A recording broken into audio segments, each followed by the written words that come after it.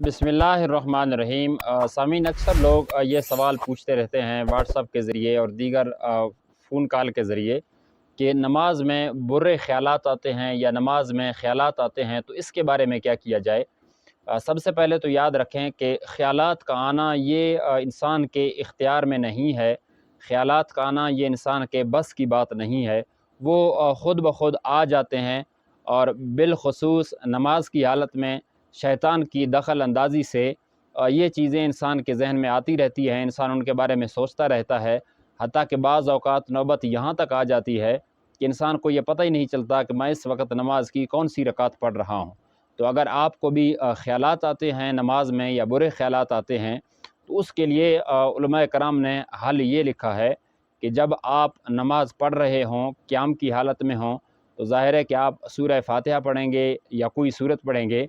तो जब आप सूरह फ़ातिहा पढ़ेंगे या कोई सूरत पढ़ेंगे, या आप रुकू में हैं, सजदे में हैं, आपने तस्बीहात पढ़नी हैं, या आप अतहियात की हालत में हैं, तो आप कुछ न कुछ तो नमाज में ज़रूर पढ़ते हैं।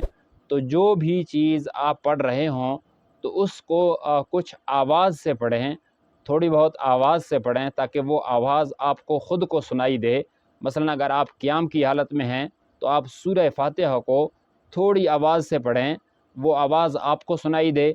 अगर आप रुकू में हैं, तो रुकू की जो तस्बीहात हैं सुबहान रब्बियल अज़ीम, और इसी तरह सजदे की जो तस्बीहात हैं सुबहान रब्बियल आला, तो वो तस्बीहात आप आवाज़ से पढ़ें। अगर आप आवाज़ से वो तस्बीहात पढ़ेंगे, यानी आपको ख़ुद को सुनाई दें, इतनी आवाज़ से पढ़ें, तो इससे आपके ख़यालात दूर हो जाएंगे, आपको ख़यालात नहीं आएंगे। आपका जो तवज्जो है वो उस आवाज़ की तरफ चला जाएगा, और जो ख़यालात आते हैं वो ख़यालात आपको बिल्कुल नहीं आएंगे।